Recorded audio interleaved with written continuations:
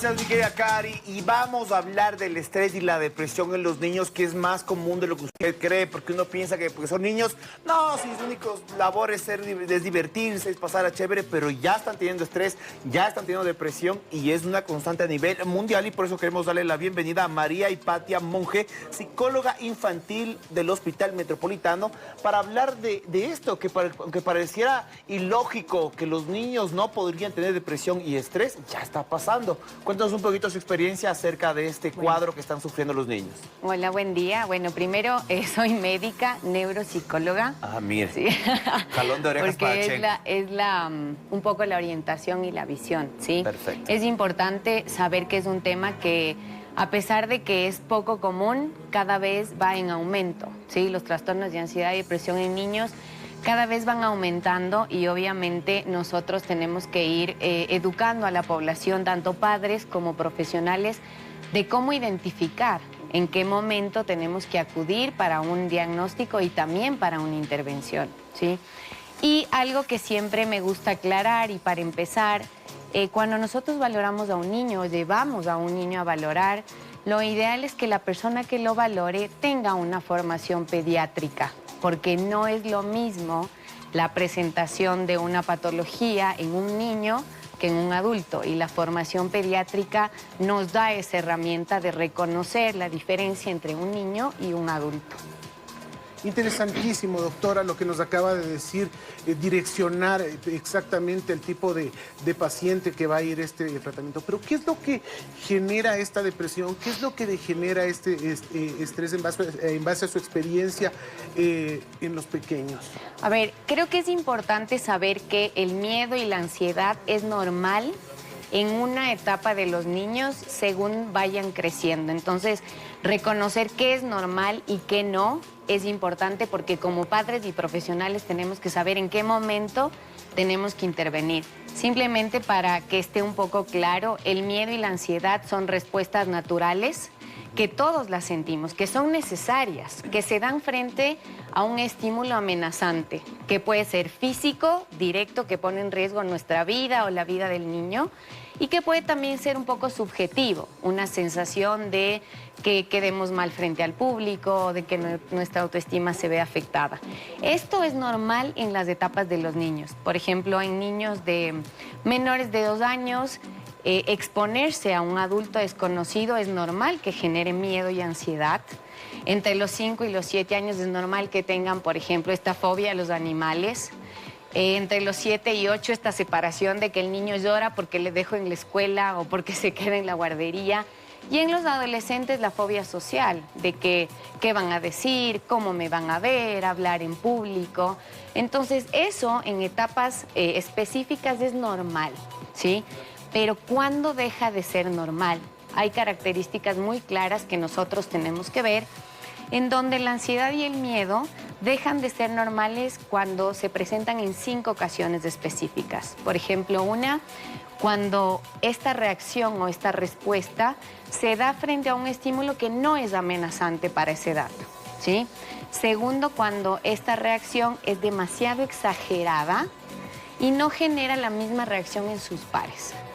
También cuando esta reacción se da frente a un estímulo que no existe, o cuando se detona un trastorno de pánico que no puede ser regulado por el niño ni con ayuda de los demás. Y en lugar de alertar y dar una reacción, lo que hace es bloquear al niño. Cuando nosotros veamos que estas situaciones se presentan de esta manera, es un momento en donde debemos acudir para la valoración de un niño. Sí, nosotros siempre lo mencionamos, ¿no? Los especialistas estudian durante muchísimo tiempo para poder tratar de mejor manera. Muchas veces como padres tendemos a decir como, no, pero tranquilízate, esto ya va a pasar, ponte bien, es buena actitud, estás exagerando. Entonces tal vez son cosas que lo único que hacen es perjudicar lo que está pasando con el niño. Siempre es importante acudir donde un especialista.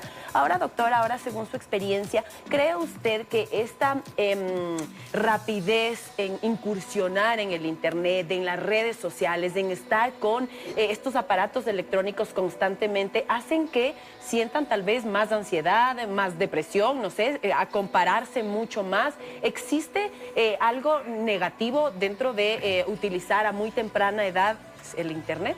Totalmente negativo en el punto de que la tecnología ahora es normal y los niños no pueden dejar de estar expuestos, pero es negativo cuando nosotros empezamos a estar bajo la mirada del otro. Y mientras más temprano el niño se exponga a la mirada del otro, más temprano va a necesitar va a sentir esa sensación de ser aceptado, de compararse, y su autoestima va a depender siempre de lo que el qué dirá o de qué retroalimentación me va a dar el otro. Mientras tanto, si nosotros disminuimos la exposición entre pares, los niños pierden herramientas de afrontamiento con la realidad y no con una ficción que lo estamos viviendo en las redes sociales. Y los juegos de video están diseñados claramente para generar un sistema de recompensa inmediata. Y mientras más incertidumbre tiene el niño, mientras más necesidad de recompensa, más se detona la ansiedad. Entonces, por eso la presentación es cada vez más temprana y obviamente el entorno social también puede detonar este aumento de presentación en la ansiedad en los niños.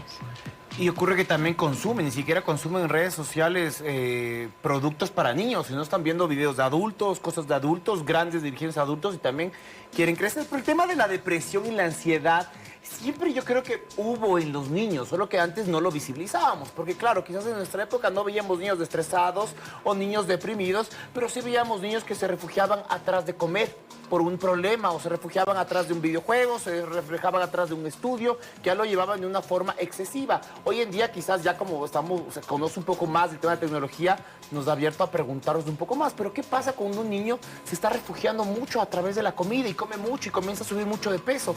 Eso realmente también refleja un tipo de ansiedad, de depresión. ¿Dónde más? También hay chicos que comienzan a arrancarse los cabellos también por estrés. ¿Qué más podemos darnos? O comerse las uñas también, que es cierto. Bueno, la depresión está descrita desde 1970, ¿no? Entonces es un cuadro que viene desde hace mucho tiempo atrás, pero lo que hemos logrado es que el estigma social baje y tengamos mayor accesibilidad a dar un nombre a ese trastorno. Pero básicamente los síntomas son claros. En los niños más chiquititos, en preescolares, en escolares, hay esta necesidad de comer porque necesitan una satisfacción para disminuir esa sensación de angustia.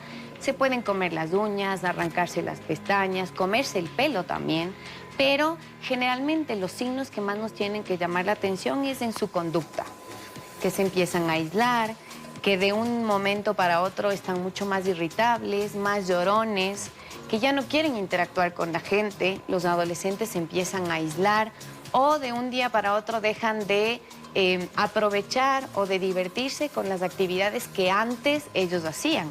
En niños más chiquitos, el excesivo apego a su cuidador o a la persona de referencia que tiene, la mayor cantidad de cosas lo vemos reflejado en la conducta. Y ya cuando tenemos una depresión, empiezan a afectarse otras áreas. Tomemos en cuenta que la respuesta de la ansiedad y el miedo se da con todo nuestro sistema. Entonces, por ejemplo, tenemos una respuesta emocional en donde físicamente el niño va a sentir el miedo o la ansiedad.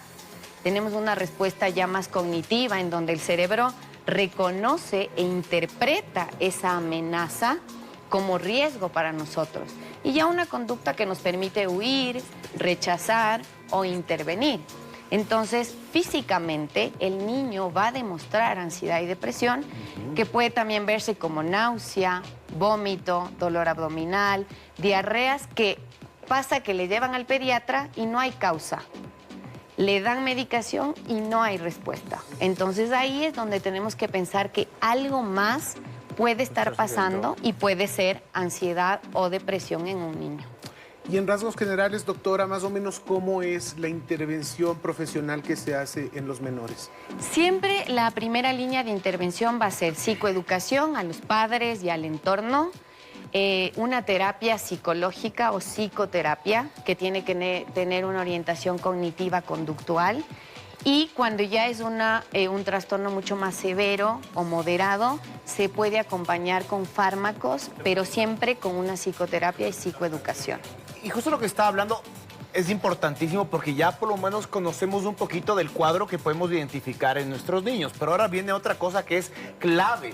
siempre hablamos de un lenguaje o de comunicarnos asertivamente. Una vez que yo identifico esto en mi hijo, ¿cómo tengo que hablar asertivamente? Porque a veces puedo acercarme y decirle, no, tranquilo, todo va a estar bien. No, pero ¿por qué estás deprimido si es que te voy a comprar esta tal cosa? Entonces, no podemos comunicarnos, comunicarnos de la forma correcta.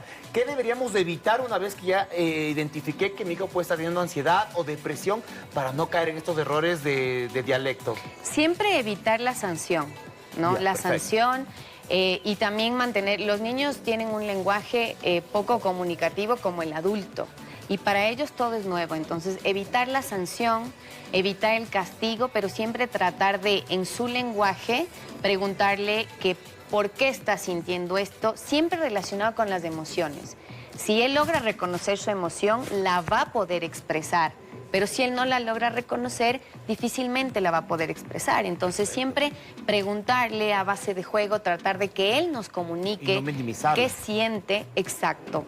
Generalmente se minimiza lo que el niño está sintiendo y eso después empieza a traer otros síntomas que muchas veces el problema inicial deja de ser la prioridad y empezamos a tener más preocupación por las comorbilidades que aparecen. Siempre validar sus emociones es súper importante. Ahora, doctora, ¿qué es lo que sucede si dejo pasar? Si no le hago tratar, si está en depresión y tiene ansiedad y simplemente el tiempo sigue pasando y este niño ya se convierte en un adolescente. ¿Qué es lo que pasaría con el niño?